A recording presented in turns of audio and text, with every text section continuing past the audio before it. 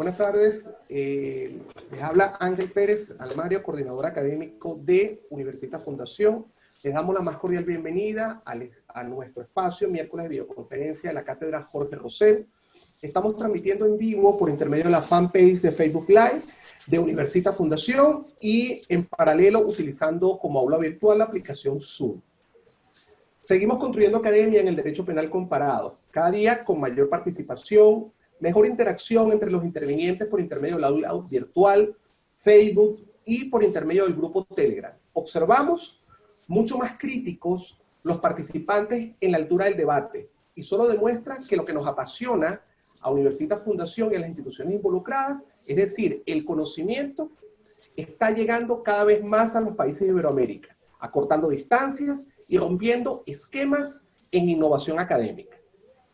Es impresionante la cantidad de interrogantes y comentarios que despertó la videoconferencia precedente del profesor Julio Elías Mayoudón. Sin embargo, por razones de cobertura de Internet, no fueron abordadas, lo cual evidentemente fue una gran lástima. Pero nos hizo saber, desde el punto de vista de reflexión, que estamos en el camino correcto respecto a la actualidad jurídica en el área del derecho penal. Antes de la presentación del tema de hoy, tenemos los siguientes anuncios. Ya tenemos confirmados para este espacio académico, miércoles de videoconferencia de la Cátedra Jorge Rosell del año 2020, para las venideras fechas a los siguientes ponentes: el profesor Roberto Carles de Argentina, el profesor Luis Fernando Tocora de Colombia, Sergio Brown de Chile, Gerardo Saúl Pamanes Palacios de México, Magali Vázquez de Venezuela, Francisco Ferreira de Venezuela e Iracema Vilches de Venezuela.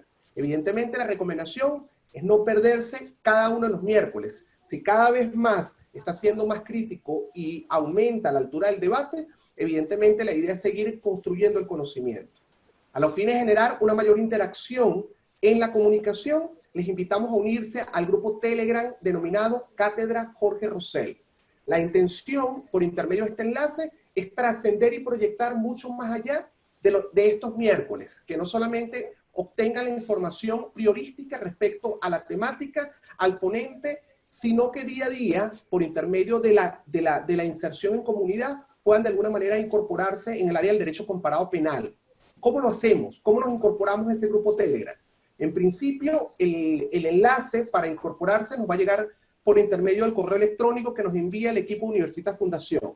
Sin embargo, si el día de hoy todavía no nos ha llegado ese correo, nos basta con que nos apuntes por intermedio de cualquiera de los dos chats, bien por intermedio de Facebook o por intermedio del chat del aula virtual Zoom, el número de teléfono e inmediatamente el equipo Universitas Fundación nos va a contactar.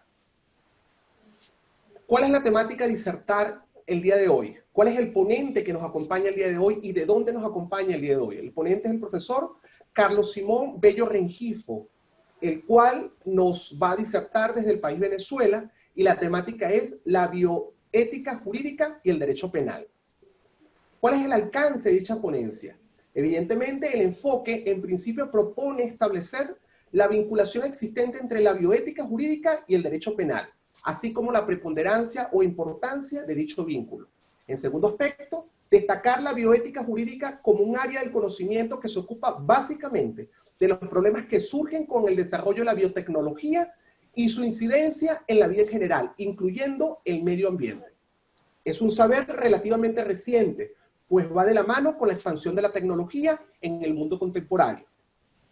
La pregunta válida es hasta dónde el derecho penal liberal y moderno debe intervenir en los problemas de los que se ocupa la bioética, es decir, de cuáles problemas y cómo debe tratarlos. La pregunta no se limita a indicar aquellos problemas que ya han sido incorporados al sistema penal o que ya formaban parte del mismo, pero ahora han adquirido una nueva dimensión, sino que se debe indagar si debe abarcar otros problemas y cómo debe hacerlo.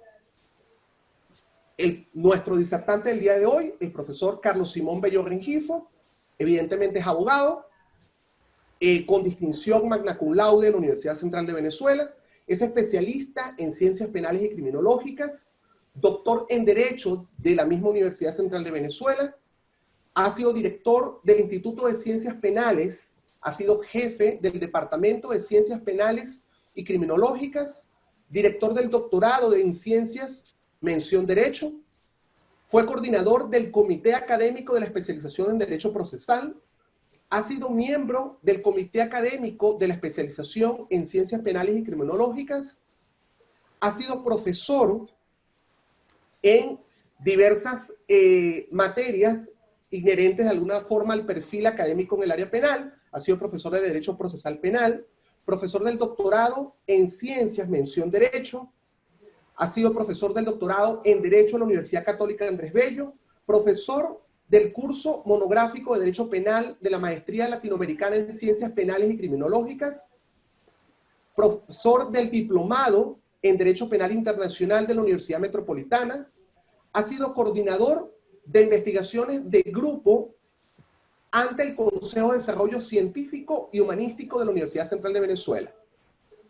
También tiene diversas obras publicadas en el área del derecho penal, tales como derecho penal colateral, casos de la ley de libertad provisional bajo fianza como una obra colectiva, derecho penal y principios constitucionales, y diversos artículos y ponencias a lo largo de su trayectoria.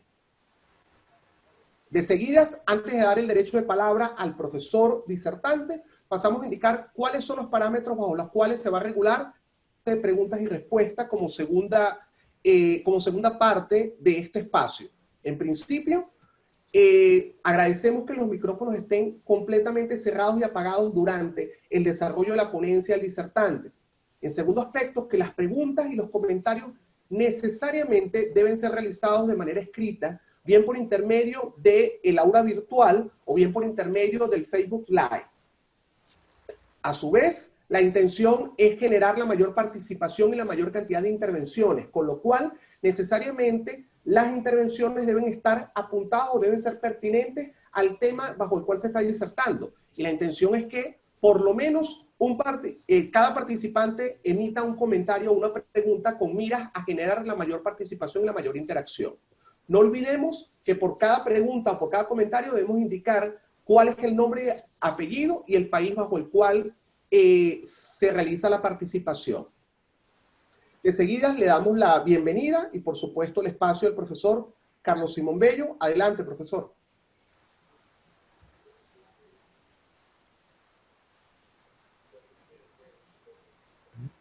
Ya. Adelante, profesor. Buenas noches. Primero un saludo muy cordial a todos los participantes en la noche de hoy y por supuesto un saludo muy especial al doctor Jorge Rosell por el honor que me ha hecho al invitarme a participar en su cátedra.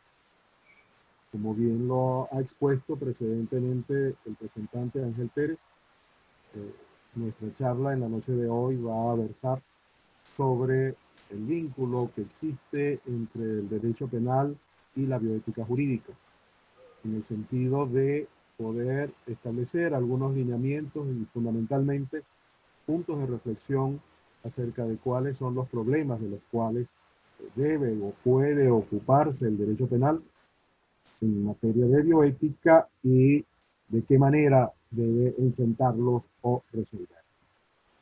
Por supuesto, esto requiere en primer lugar un acercamiento de carácter muy general acerca de lo que se entiende por bioética y de lo que podemos entender por bioética jurídica.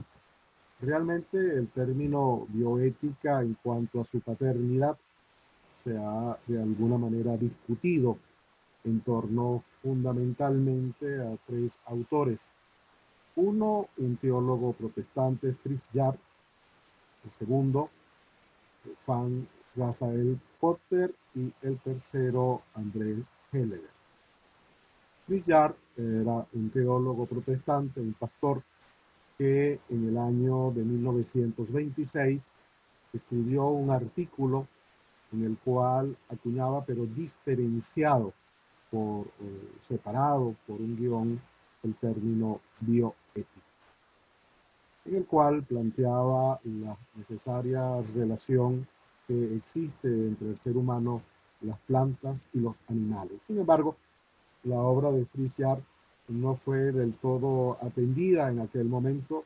Eran los años incipientes del nazismo y por supuesto estos temas bioéticos no son del agrado o de la simpatía de los regímenes totalitarios, sea cual fuere su color o su tendencia.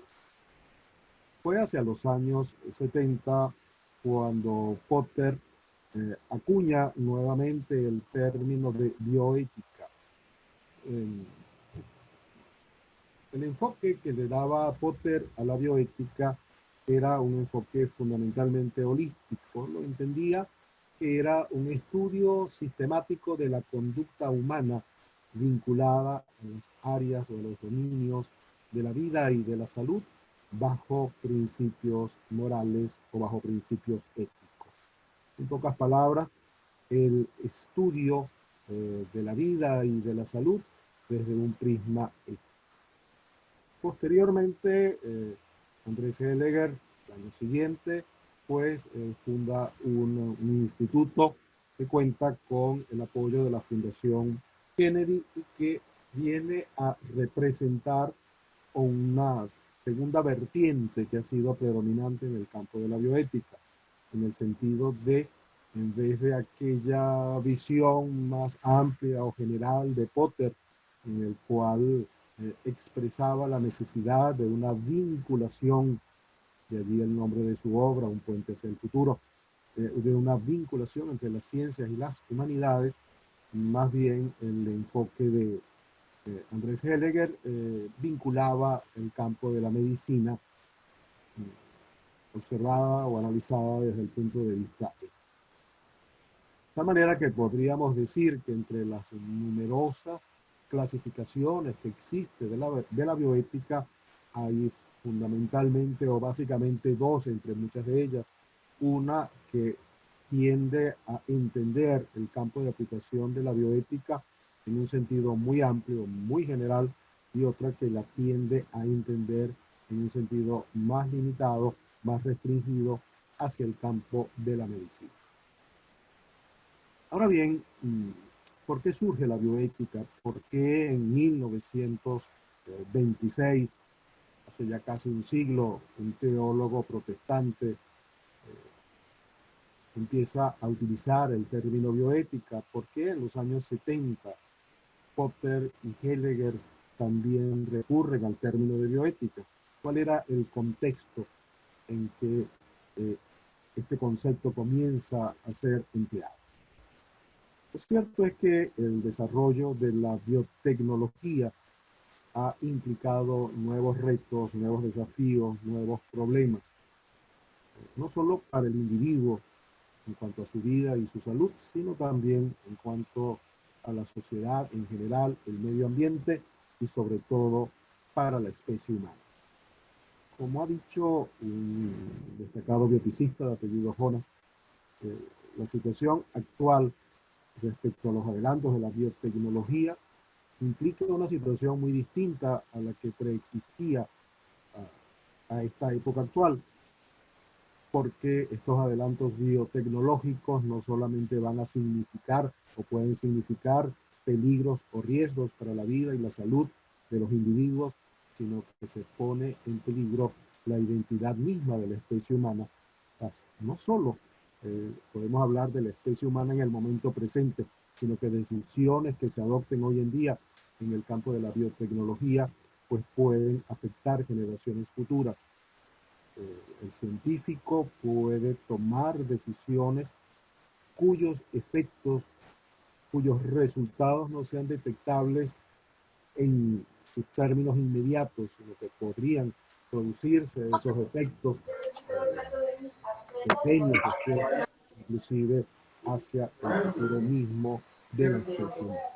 De tal manera que ese contexto, ese progreso de carácter biotecnológico, con todos los riesgos, con todos los peligros que significa para el individuo, para la sociedad, para la especie y en general para la vida en el globo terráqueo, pues pueden explicar de un modo acabado el por qué surge la bioética. Podríamos inclusive, si quisiéramos simplificar los asuntos, que los problemas de la bioética, de los problemas que trata la bioética, tienen que ver precisamente con la identidad de la especie humana, la supervivencia de la especie humana y todo lo que dentro de ella puede ser entendida.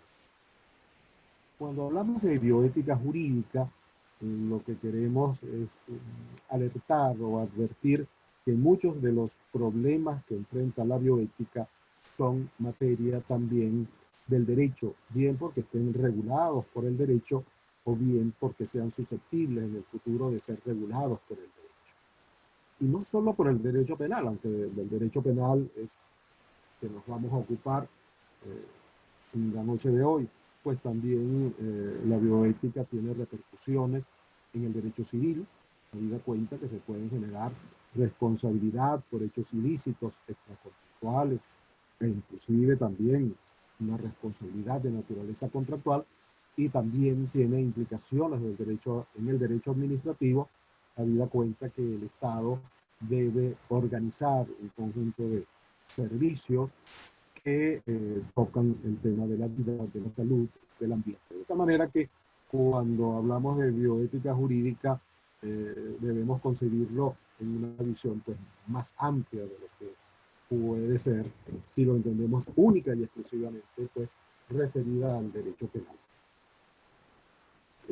Vislumbrado así cuáles fueron las causas por las cuales surge la bioética, vislumbrado así que podemos entender por bioética jurídica como ese punto de encuentro, ese punto de conexión entre la bioética y los temas o problemas de la bioética y el derecho en general.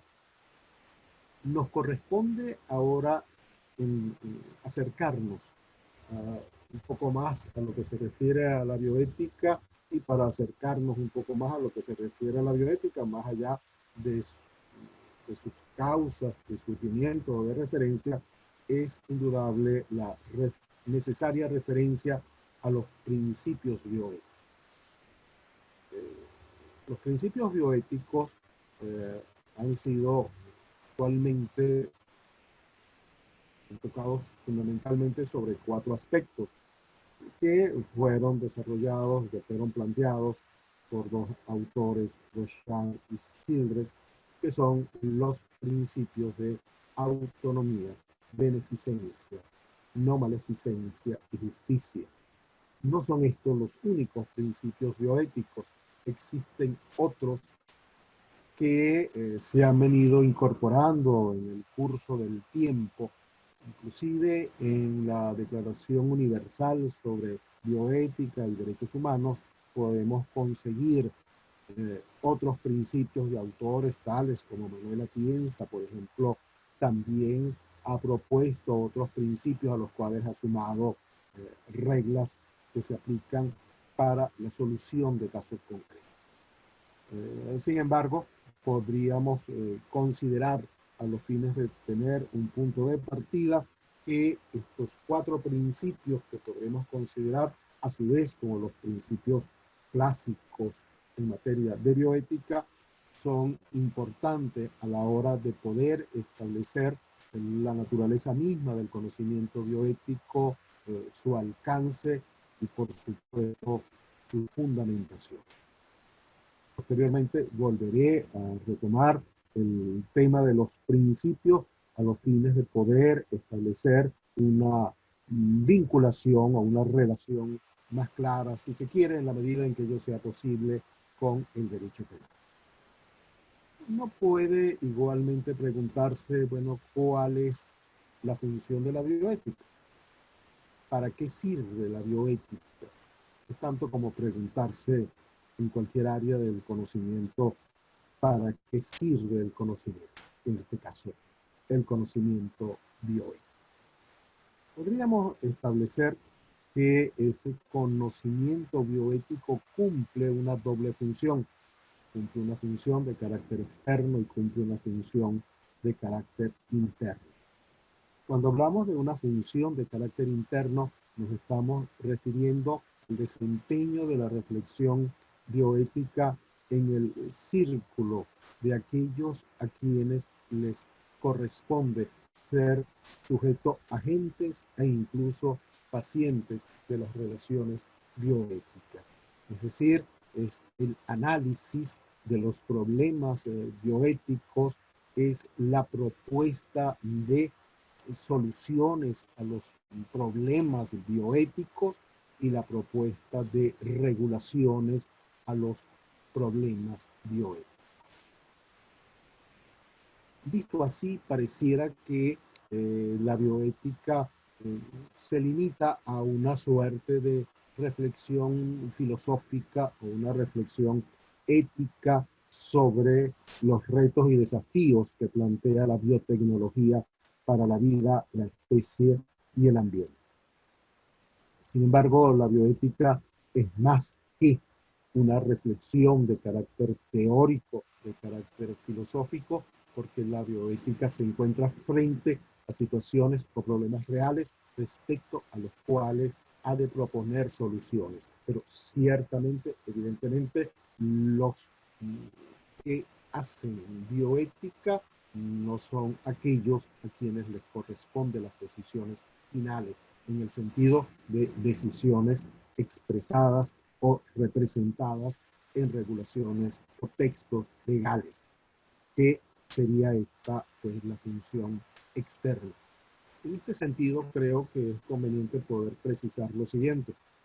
Es una reflexión no en el vacío, es una reflexión no meramente especulativa, en el mejor sentido del término de lo que significa especulativo, sino que es una reflexión conducente a proponer soluciones, de tal manera que todo lo que pueda extraerse de la llamada teoría de la decisión, pues puede tener una vinculación indudablemente con la bioética. De tal manera que incluso por aquellos cultores o agentes internos de la bioética, les corresponde tomar decisiones frente a problemas bioéticos respecto a los cuales puede haber determinada responsabilidad, sea penal, sea civil, sea administrativa, e incluso disciplina. Pero, a su vez, esa propensión a la adopción de decisiones puede trascender el círculo del laboratorio, del quirófano, de la clínica, y proyectarse hacia normas y regulaciones de carácter incluso constitucional, como es en el caso venezolano, o traducirse también en regulaciones de carácter subconstitucional o incluso de naturaleza reglamentaria. De tal manera que esa propensión a la decisión, ese constituir un apoyo a la adopción o toma de decisiones, coparticipa tanto en lo que hemos denominado una función interna y una función externa por lo que se refiere a la bioética. Retomando el punto de los principios a los que anteriormente me había referido, podemos muy esquemáticamente expresar lo siguiente. Cuando se habla del primer principio de autonomía de la voluntad, es un principio que tiene su asiento en el respeto a la dignidad humana y que puede traducirse perfectamente al ámbito del derecho penal en el sentido de la conciencia y de la libertad del sujeto. Como ya sabemos, en materia penal, la conciencia en la realización y ejecución de los actos delictivos e igualmente el presupuesto de libertad sobre el cual esa conciencia se despliega es una categoría o un conjunto de categorías que son básicas e importantes en materia de culpabilidad. De tal manera que el principio de autonomía podría perfectamente ser traducido, podría ser leído desde el ámbito de la culpabilidad jurídico-penal. Y aquí es importante hacer una observación. Cuando hablamos de la autonomía de la voluntad, pareciera que nos estamos refiriendo, y así generalmente pues se ha leído, en el respeto que le debe el profesional de la medicina y en general de las ciencias de la salud hacia el paciente. Y esto ha dado lugar a una institución pues tan importante, una figura tan importante dentro de la bioética y dentro del campo del derecho, tanto civil como penal, como es el consentimiento informado. Sin embargo, Aquí es importante tener en cuenta que esa autonomía de la voluntad no solamente debemos verlo en el ámbito de una clínica, de un hospital, sino que se extiende a distintas áreas de la salud. El ámbito bioético ya hoy en día no solo corresponde al ámbito de la medicina, corresponde también al ámbito del ambiente, corresponde también a otras áreas o profesionales de la salud, tales como el odontólogo, el farmacéutico.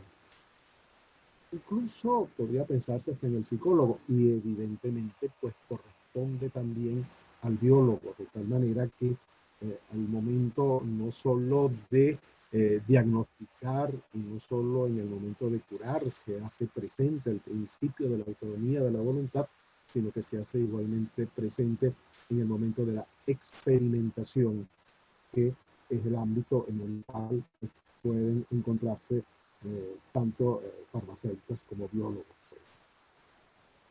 Pero no solo es que el ámbito de la autonomía de la voluntad abarca mucho más allá del ámbito del paciente, sino que también podemos entenderlo, y esto sería un enfoque un poco distinto al tradicional, como el respeto que a la autonomía también le debe el Estado. Es decir, la bioética no solamente se dirige al médico, al biólogo, al odontólogo, al farmacéutico,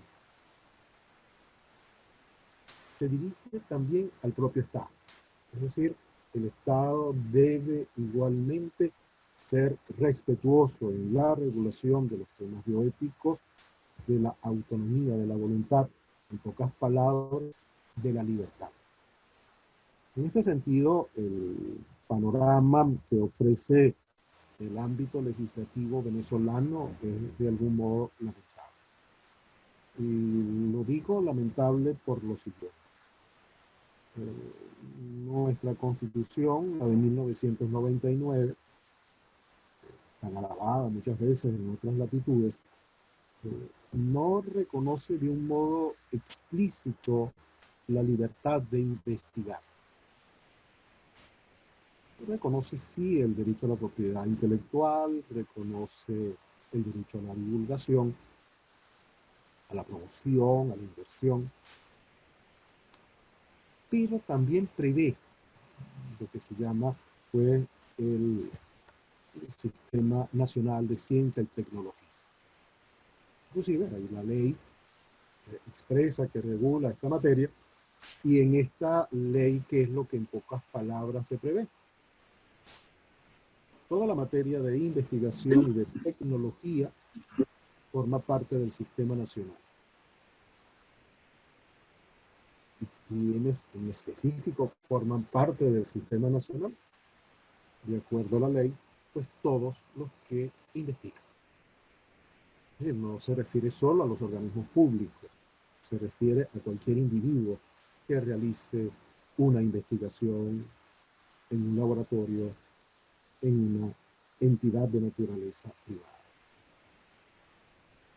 De tal manera que este científico, este biólogo, este químico, que lleva a cabo actividades de investigación científica, seguramente no sabe que él forma parte de un sistema nacional. Y podría decirse, bueno, ¿qué relevancia tiene de que forme parte de un sistema nacional de investigación? La importancia está en que la propia ley establece que ese sistema nacional de ciencia y de investigación tiene un órgano rector, el que establece las pautas, y ese órgano rector es el Estado.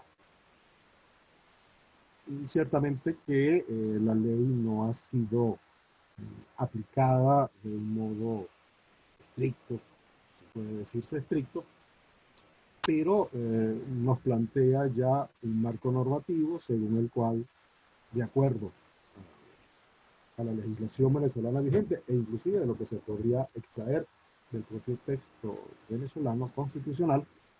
En Venezuela el investigador no es libre de investigar lo que a bien tenga, sino que puede ser perfectamente sometido a directrices por parte del Estado en torno a lo que ha de investigar y cómo lo ha de investigar. Además del principio de autonomía de la voluntad, pasando ya a los otros dos principios, tenemos el principio de beneficencia y el principio de no maleficencia. Estos dos principios pertenecen de antaño a los planteamientos, a los fundamentos, a los deberes éticos del profesional de la medicina. De tal manera de que de lo que se trata es de establecer de un modo muy claro que estos dos principios que se entienden pertenecen fundamentalmente al ámbito de la medicina, pues en su relación con el paciente adquieren ahora una naturaleza que trasciende lo meramente deontológico de la relación médico-paciente y se establecen como principios de carácter bioético. Tal como habíamos señalado al principio, tal como lo expuso el presentante, cuando se habla de los objetivos que de algún modo pues, perseguimos en esta conversación de esta noche, es de establecer de cuál problema puede ocuparse el derecho penal en materia bioética y de cómo ha de ocuparse de ellos, sino también de cuáles son los viejos problemas de los cuales hoy en día la bioética se ocupa. Y esto viene muy a colación con estos dos principios que se remontan al juramento hipocrático. Existen problemas, delitos que podríamos llamar clásicos del derecho penal, como por ejemplo el aborto, la eutanasia, la eugenesia. Para referirme a tres categorías delictivas o a tres categorías que han sido importantes en cuanto a su regulación en el ámbito jurídico penal. De esta manera que no podría decirse que el tema del aborto es nuevo o que el tema de la eutanasia es nuevo, pero adquieren una nueva dimensión a la luz de la bioética contemporánea. De tal manera que creo que esta reubicación de los deberes de beneficencia y de no maleficencia implican y son una clara demostración por su captación por la bioética de que los viejos problemas, los viejos temas pasan a ser ahora de algún modo renovados y que pueden ser examinados y analizados a la luz de una perspectiva distinta. Y una perspectiva distinta porque los elementos de que dispone el científico contemporáneo, de los elementos de que dispone el médico contemporáneo, tienen unos efectos o unas consecuencias que trascienden en mucho a aquellos efectos o consecuencias que se podían predecir o que podrían ocurrir con ocasión de un ejercicio de la investigación científica, de un ejercicio de la actividad médica que no contaba con los dispositivos, con las herramientas y con los conocimientos de que hoy en día se dispone. Hay otro principio, es el principio de justicia. El principio de justicia generalmente se ha entendido como el de la justicia distributiva. Ya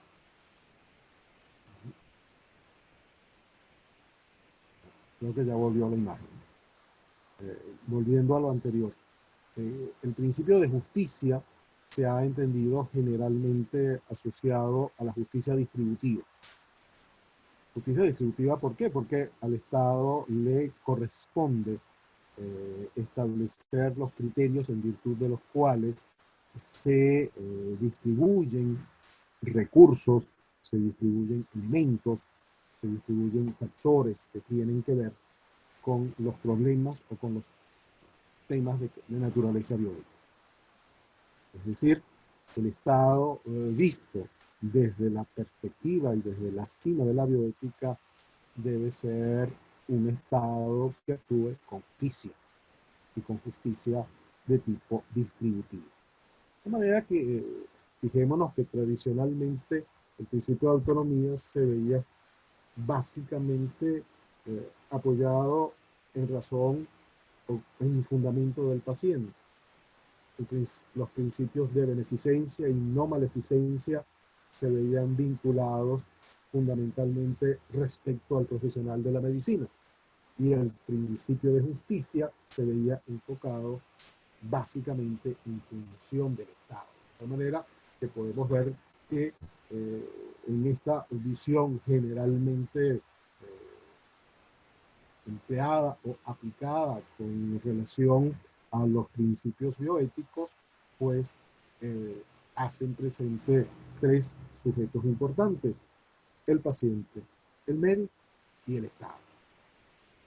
Pero hoy en día, como dije anteriormente, esto debe verse aún de un modo mucho más amplio. No es solamente el paciente, si por el paciente entendemos aquel sujeto que se encuentra padeciendo un estado de enfermedad o de perturbación de su salud y que concurre al profesional de la medicina. Porque, y esto ya está asentado en documentos de naturaleza internacional, pues también un sujeto que se somete libre y voluntariamente a una experimentación de carácter científico, pues ya no es propiamente el paciente, sino que es el sujeto de la investigación. Ya no es tampoco enfocado directamente la autonomía con relación al paciente, si lo vemos en la perspectiva del medio ambiente. Ya somos todos, que todos tenemos derecho a un medio ambiente sano. Ya no debe verse tampoco enfocado única y exclusivamente con relación al médico, por los principios de beneficencia y no maleficencia. Allí entran actualmente, pues, como dije anteriormente, el caso del investigador, el caso del biólogo, el caso del farmacéutico, inclusive el caso del biólogo, del odontólogo en un momento dado.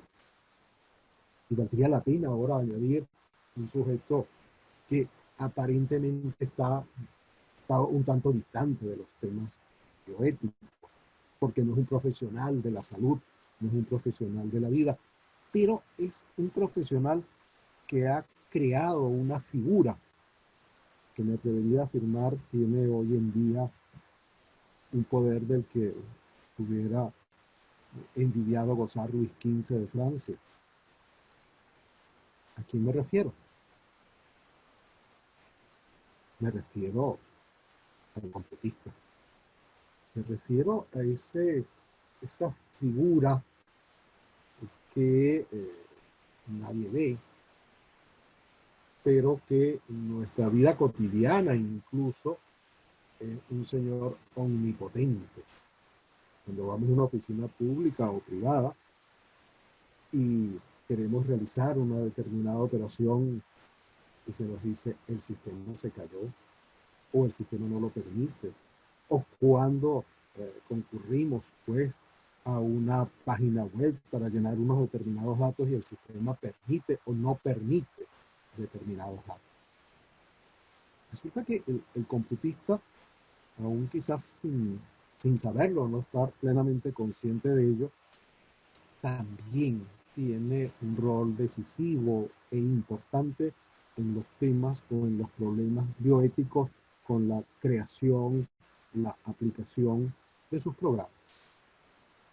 Así que también un sujeto que está tan distante, al menos físicamente, de un quirófano, de un consultorio médico, de un laboratorio, y que está interactuando casi solo y aislado frente a una computadora, a él también se le debe aplicar el principio o los principios de beneficencia o de no maleficencia.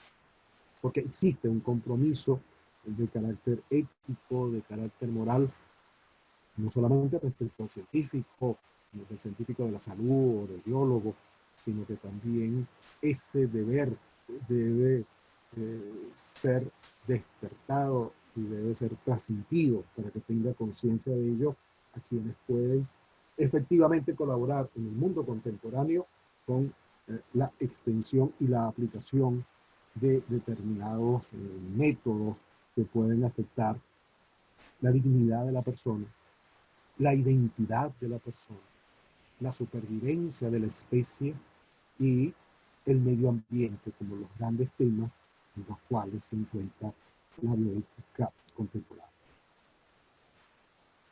El principio de justicia ha sido, pues también, como dije anteriormente, tradicionalmente asociado a la labor económica, promotora, por parte del Estado.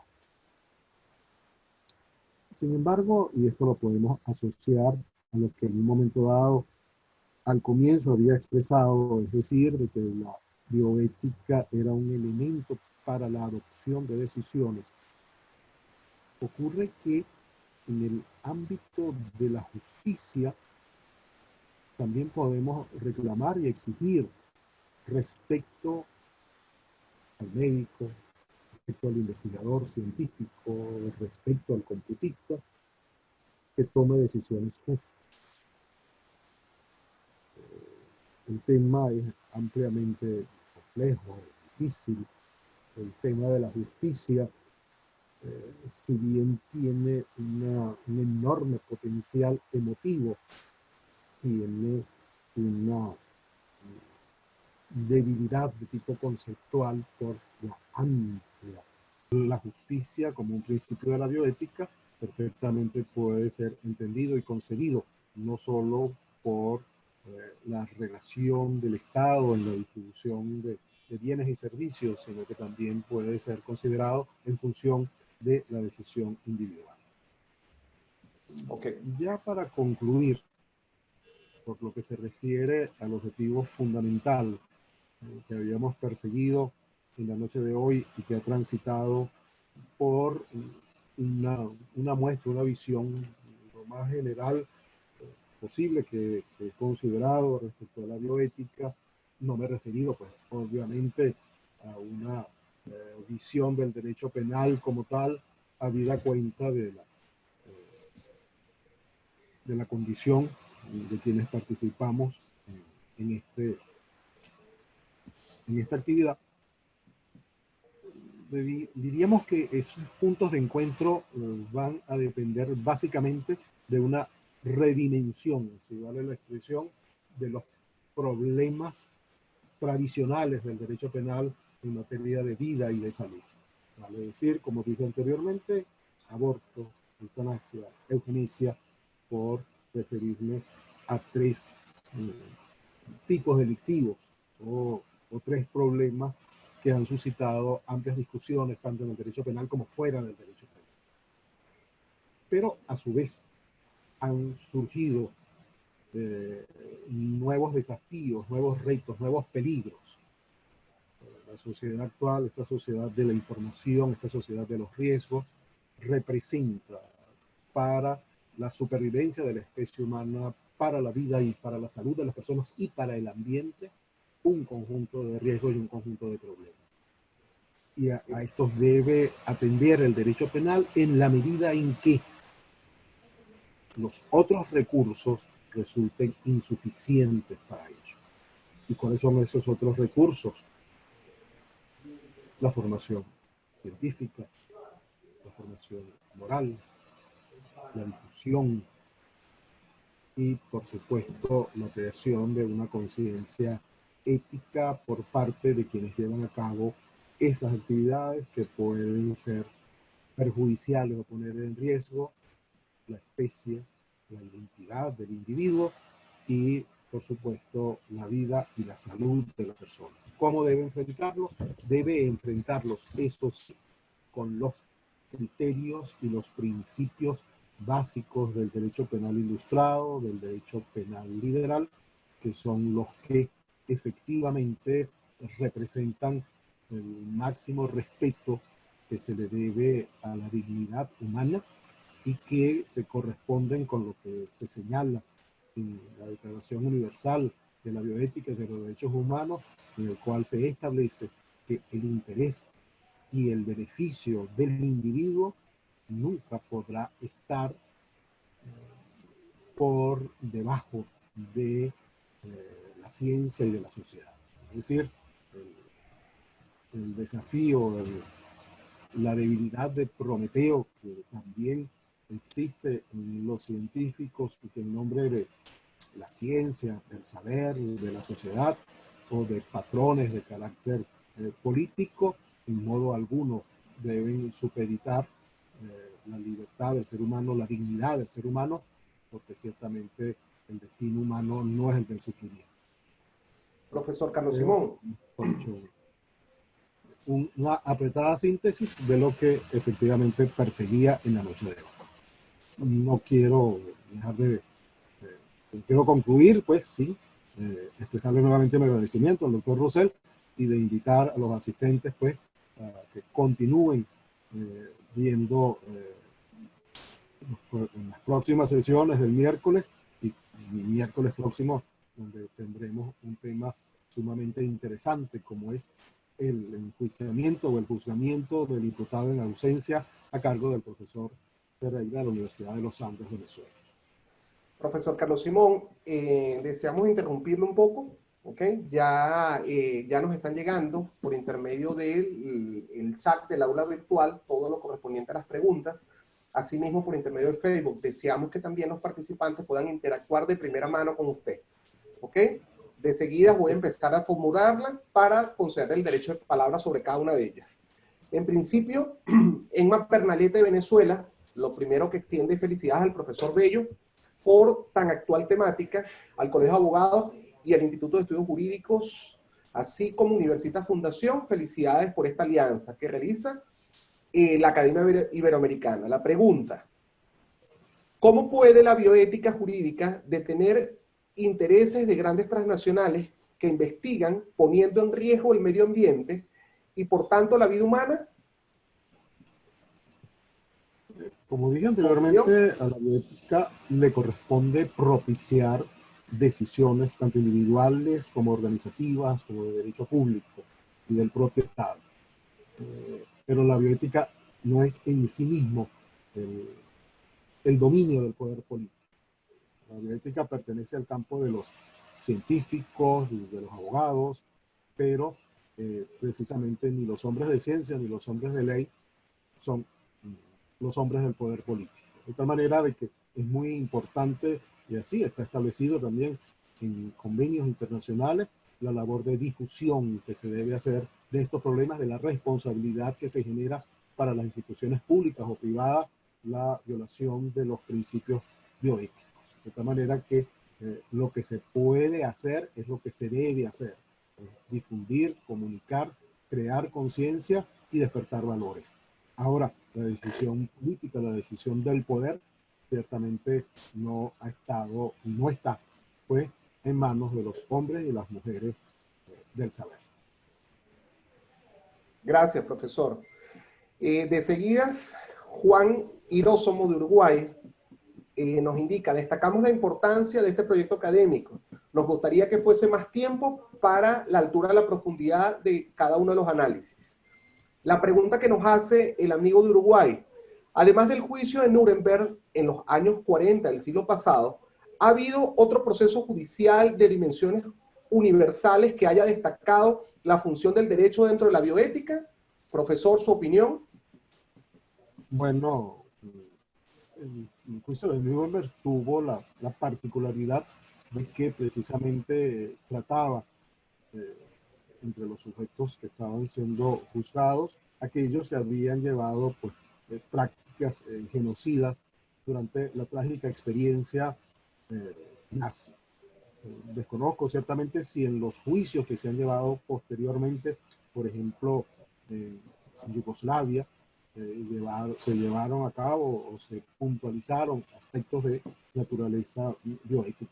Afortunadamente, la humanidad salvo el fenómeno que ocurrió en Yugoslavia, no ha conocido pues fenómenos masivos que sean representativos de violaciones delictivas de los principios bioéticos. No estoy diciendo con esto de que en muchos países, en muchas sociedades, y de esto los venezolanos podríamos dar testimonio, pues no se cometan acciones francamente dañinas para la sociedad, para los individuos y para el medio ambiente, y que violentan claramente los principios bioéticos. Sin embargo, esta materia, que sería una materia de la justicia penal internacional, está aún a años luz de su realización en los estados de justicia internacional. Y como son delitos casi siempre cometidos por agentes del poder, estos agentes del poder pues transitan ante los tribunales después que ya dejan el poder. Gracias, profesor. La siguiente interrogante nos la manifiesta la amiga Rudy Sánchez, quien nos indica: buenas noches, profesor. ¿El principio de autonomía se refuerza con qué artículo de la Constitución venezolana? ¿Es un derecho?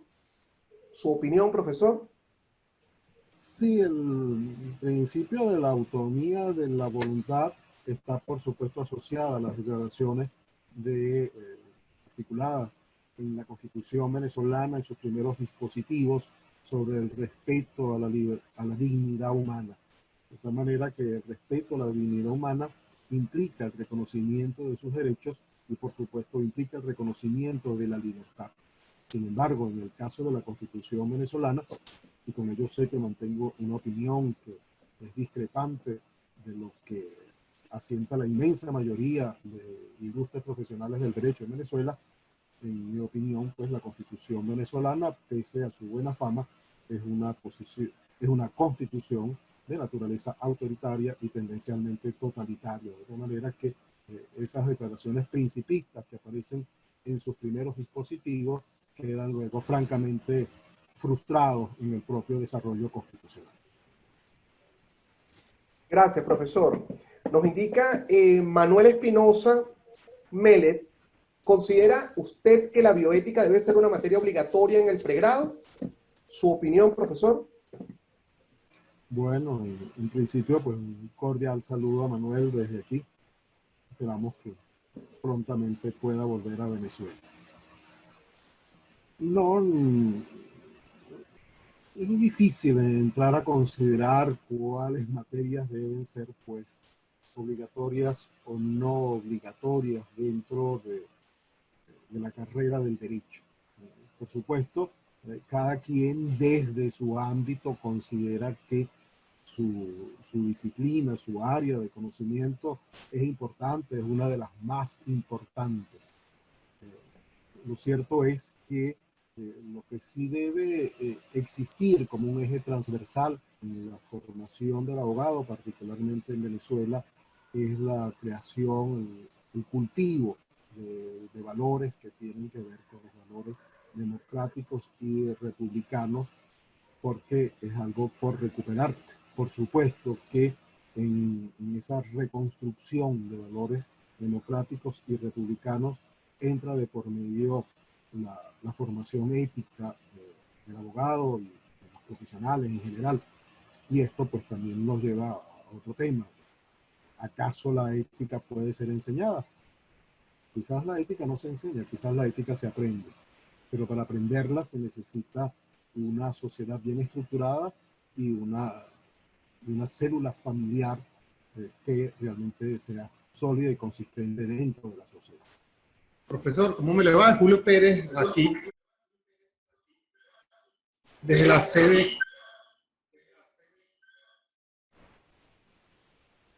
de Universitas en Barquisimeto. Bueno, estamos aquí, tenemos una pregunta que está llegando desde Facebook, específicamente desde Chile. Marlet Denelo hace la siguiente intervención. Indica: buenas noches, ¿tienen el derecho los padres a diseñar y planificar a sus hijos que han soñado, color de ojos, tono de piel, etcétera? ¿Qué problema ético tiene este tipo de asistencia médica por técnicos de mejoramiento genético? El ser humano, sobre todo cuando llega a posiciones de poder, Y el poder no es solo político, el poder es mediático, el poder es científico, el poder es económico. Cada vez que podemos influir sobre la voluntad de estos sujetos, ejercemos poder. Cuando el poder se sueña en alcanzar o en el poder se ha alcanzado, quienes ostentan esa posición de algún modo sueñan o deliran acerca de quién es mejor persona, quién es mejor hombre o quién es mejor mujer. Pero creo que eso nos está vedado, no porque no existan mecanismos o procedimientos que pudieran satisfacer esa ambición. Pero lo cierto es que ningún ser humano tiene realmente la capacidad, el conocimiento para poder establecer quién es mejor como ser humano. A lo sumo, a lo que podemos llegar es precisamente en un sentido negativo, en el sentido de que en cuanto tengamos menos enfermedades, en cuanto tengamos menos sufrimiento, en cuanto tengamos menos hambre en el mundo, estaremos en mejores condiciones de vida. Ahora, de allí a diseñar que es un mejor ser humano aquel que es, por decir un ejemplo, aquel que se diseña genéticamente para que sea un gran deportista. Otros pensarán que no, que el mejor ser humano es que resulte un gran músico. Y otros quizás puedan pensar que el mejor ser humano es aquel que se parezca más a su padre o a su madre. Pero ese no es el destino que tenemos nosotros en el mundo. Creo que no tenemos ningún derecho a actuar sobre quien no tiene la más mínima posibilidad de defenderse y de decir, no, yo no quiero, o yo no sé qué es ser deportista, yo no sé qué es ser poeta, yo no sé qué es ser político, denme la oportunidad de vivir y de yo elegir cómo quiero vivir. Pero ustedes como padres, más allá de haberme concebido, ustedes no tienen el derecho de cómo debo ser somáticamente o de cómo debo inclinarme desde un punto de vista mental o cerebral. Gracias, profesor. ¿Se puede enmendar la Constitución venezolana a futuro, profesor? Pregunta Rudy Sánchez. Perdón, ¿se puede? ¿Enmendar la Constitución venezolana a futuro? Pregunta Rudy Sánchez. Sí, por supuesto que sí. No creo que exista pues ningún inconveniente para ello. De todas maneras, yo personalmente creo que no es un problema de enmienda, creo que es un problema de su ADN. Gracias, profesor. Siguiente pregunta. Indica la amiga Rocío Vega. Primero que nada, buenas tardes. ¿Qué considera que sería más importante para desarrollar una investigación de delitos penales? Para desarrollar una investigación de delitos penales. ¿Sí? Bueno, esto va a estar en función, por supuesto, de qué tipo de delito se refiera. Va a estar en función del eje del tiempo que se quiera abarcar. Y por supuesto va a atender pues básicamente cuál es el propósito, cuál es la finalidad que persigue el investigador en esa investigación.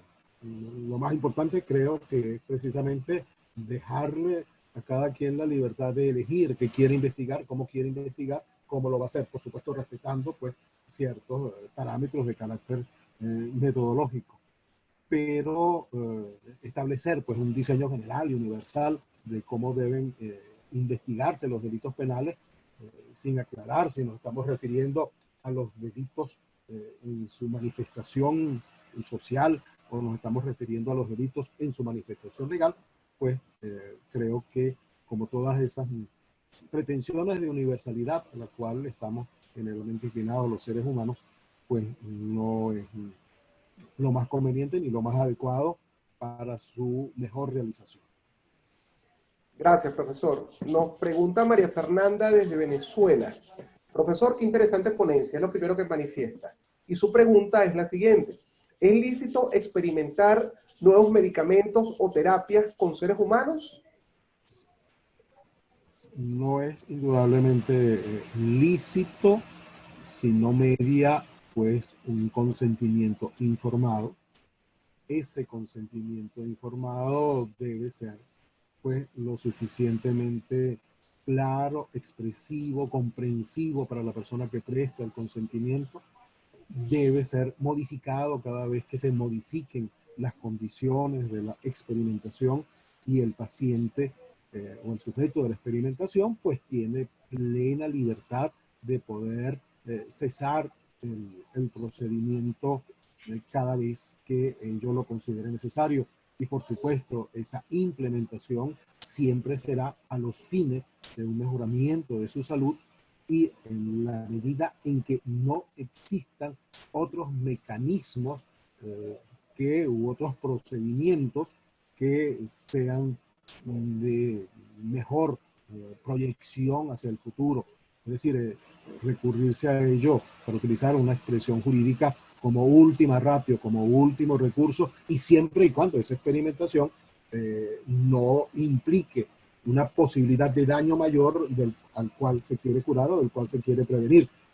Porque de otra manera, pues convertiríamos al ser humano en una suerte de conejillo de indias, de tal manera que el suministro de medicamentos o experimentaciones en seres humanos está pues limitado por una serie de criterios y por una serie de regulaciones que lo que buscan es proteger la dignidad del ser humano, proteger la libertad del ser humano y, por supuesto, hacerle siempre frente a lo que, como dije anteriormente, la tentación de Prometeo, que siempre está asediando al hombre del poder científico o al hombre del poder. Gracias, profesor. Ahora, misma María Fernanda nos indica sobre esa licitud de experimentar en nuevos medicamentos y terapias con seres humanos. ¿Qué dice la Iglesia de la inseminación artificial y de la fecundación in vitro, entre paréntesis, bebé probeta? Misma María Fernanda, quien nos contacta desde Facebook. Adelante, profesor. Bueno, hasta donde mi conocimiento alcanza, podría estar equivocado, pues la Iglesia Católica ha mantenido una actitud pues reacia, contraria a este tipo de realizaciones de carácter científico, pero es de esperarse, bueno, que siempre y cuando este tipo de intervenciones puedan realizarse debido al respeto a la dignidad y a la libertad del ser humano y en provecho del mejoramiento de su salud, es decir, con fines terapéuticos y no simplemente experimentales, pues quizás la Iglesia pueda en algún momento dado variar o tomar una actitud distinta al respecto. Como bien sabemos, la Iglesia Católica es sumamente prudente, por decirlo así, a la hora de tomar decisiones o posiciones respecto a adelantos científicos. Ciertamente, si a la Iglesia le corresponde, o a la Iglesia le corresponde precisamente la defensa y el sostenimiento de los valores y de los principios fundamentales del cristianismo, porque si no lo hace la Iglesia, ¿quién lo va a hacer? Entonces, para el desarrollo humano, para el desarrollo de la ciencia, para la evolución del saber humano, creo que es importante, aun cuando a los científicos o a los hombres del saber en general muchas veces les resulte antipáticas ciertas posiciones negativas, creo que precisamente de esa contraposición entre quienes afirman y quienes niegan, pues el avance de la ciencia y del saber humano resultan mejor garantizados. Sería altamente peligroso, a mi modo de ver, que el hombre de ciencia pues reciba una carta blanca absoluta para el desarrollo de su saber. En general, cualquiera que ostente el poder pues debe tener limitaciones, aun cuando muchas veces en el curso de la historia esas limitaciones hayan sido más bien equivocadas, pero entre la equivocación y el error pues el ser humano avanza. Y yo creo que eso es importante mantenerlo y conservarlo. Gracias, profesor. Bueno, de verdad que ha sido contra los esquemas, cómo se han roto las expectativas con la intervención del profesor Carlos Simón Bello. Queremos transmitir una última interrogante y ya con esto migrar al proceso de cierre de la videoconferencia del día de hoy. Nos pregunta Eileen León, Mi pregunta, ¿cómo es la intervención de la bioética en relación a la salud mental y al trato o el maltrato aplicado a pacientes psiquiátricos que actualmente se encuentran en estado de abandono en los centros médicos especializados de índole público? Su opinión, profesor. Bueno, supongo que la pregunta atiende al caso Venezuela. En algún momento dije que precisamente, refiriéndome un poco a la experiencia de Fritz Jaar en los años 20, en la Alemania pre-nazi, había dicho, bueno, que al poder totalitario estos temas bioéticos, éticos, no le resultan pues agradables, por decirlo menos. Sobre el piso de una constitución que se dice pues promotora y propulsora de derechos humanos, se ha erigido todo un sistema de carácter político en el cual ciertamente no brillan por su presencia respecto pues a los principios bioéticos. Lamentablemente, Venezuela pues atraviesa uno de sus momentos más oscuros de su historia, y eso ojalá pues sea la aurora de un mejor futuro en el cual brillen otros elementos condignos a nuestra condición humana. La condición de los enfermos psiquiátricos, la condición de niños, la condición de enfermos en general, no solo de los enfermos de carácter psiquiátrico, los que padecen enfermedades crónicas. ¿Qué le puedo opinar? Está a la luz y a la vista de la población venezolana. Es algo que más allá de la opinión, es algo que escapa a la opinión, está a la vista. Lo sentimos, lo vemos, lo padecemos. Más que opinar, creo que es simplemente, quizás que el término simplemente está de más, es el reto y el establecimiento de la obligación que tenemos todos los que tuvimos la bendición de nacer en Venezuela, de luchar y de esforzarnos para que el sufrimiento cese y para que nuestros enfermos, nuestros niños, nuestros adultos mayores, y en general todos los que vivimos en este país, podamos gozar de una vida mejor, de una vida digna y de una vida en libertad. Gracias, profesor. De verdad que entendemos que es un tema bastante actual, es un tema bastante sensible desde el punto de vista de intervención y evidentemente el tiempo es bastante inclemente. Sin embargo, como dijimos al inicio de esta videoconferencia, que sabíamos que iba a dar bastante de qué hablar, lo que nos apunta es que estamos en el camino correcto y que esta pasión que tenemos por el conocimiento realmente nos está direccionando dónde debemos estar y en qué área específica del derecho penal debemos enfocar.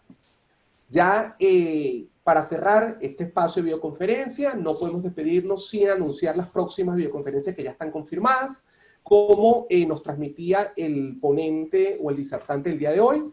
Para la próxima semana vamos a tener al profesor Francisco Ferreira, que de paso lo tenemos hoy como interviniente en este espacio. Agradecemos, por supuesto, su presencia y la temática que nos va a disertar el próximo miércoles 26 es juzgar en ausencia o encarcelar preventivamente a propósito del juzgamiento en contumacia. ¿Okay? Tenemos grandes expectativas sobre esa ponencia. De seguida vamos a tener al profesor Luis Fernando Tocora de Colombia con la temática discursos y políticas en materia de drogas para el 18 de marzo del 2020. Posteriormente tendremos al profesor Roberto Carles de Argentina, cuya temática es actualidad y desafío del garantismo penal para el 25 de marzo del 2020. También tendremos a la profesora Iracema Vilches de Venezuela, con la temática ya confirmada, el Estado de Derecho y el derecho a recurrir, para el 1 de abril del 2020. Y quizás apartándonos un poco de la temática penal, pero sin dejar atrás el contexto específico del Estado venezolano, tras las recientes reformas tributarias en el año 2020, lo cual quizás nos ha colocado sobre una situación de incertidumbre, una situación de incerteza, cómo caminar, cuáles son los aspectos que regulan estas nuevas reformas tributarias. Universitas Fundación y la Asociación Venezolana de Derecho Tributario agrupó a 13 de los mejores tributaristas de Venezuela, a los fines de profundizar sobre los alcances de la presente reforma. Ahora, ¿cómo realmente nos adentramos hacia los tópicos que formaron parte de esta reforma tributaria? No dejes de consultar por intermedio de nuestra página web www.universitafundacion.com. Para mayor información sobre cada una de estas videoconferencias, solicitamos evidentemente su incorporación al grupo Telegram de la Cátedra Jorge Rosell, o bien por intermedio de nuestra página web de Universitas Fundación, o por intermedio de algún mensaje que puedas enviarnos por intermedio de Facebook Live. Inmediatamente vas a ser contactado. Quisiera concederle la palabra al profesor Carlos Simón Bello Rengifo, agradecerle de parte de las instituciones involucradas en este proyecto académico su participación y su gran disertación del día de hoy. Le concedo la palabra al profesor, no sin antes transmitirle las felicitaciones que recurrentemente encontramos de alguna manera en nuestro chat respecto a la actualidad de la temática y al gran manejo de usted como ponente y como autor de obras literarias en el área del derecho penal. Adelante, profesor, el micrófono es suyo para su despedida. Bueno, muchas gracias a la cátedra Jorge Rosell, especialmente a Jorge. Gracias a Ángel y a todo el equipo técnico de Universitas. Gracias a quienes han sido los acompañantes en esta noche. Y bueno, mi profundo reconocimiento, agradecimiento y ese especial reconocimiento porque precisamente una de las vías para superar los problemas, los obstáculos que a veces se presentan en las sociedades es la vía del conocimiento. Conociendo, pensando, reflexionando, discutiendo, divergiendo, no solamente vamos a cultivar el espíritu democrático que tanta falta nos hace, sino también poder desarrollar las técnicas de argumentación y realmente dirnos y hacernos como hombres y mujeres dignos y libres, titulares de derechos que están por encima de cualquier poder estatal o por encima de cualquier pretensión prometeica. Muchísimas gracias y hasta pronto. Gracias, profesor Carlos Simón. No queremos despedirnos sin agradecer no solamente la concurrencia de hoy de los participantes, todos aquellos que tomaron el tiempo para incorporarse al aula virtual, todos aquellos que día a día, más allá de los miércoles de videoconferencia, se están incorporando en el grupo Telegram, sino también aquellos que nos contactaron por intermedio del Facebook Live. De verdad, con la mayor humildad, queremos seguir construyendo academia desde Venezuela en el área del derecho penal. Feliz noche.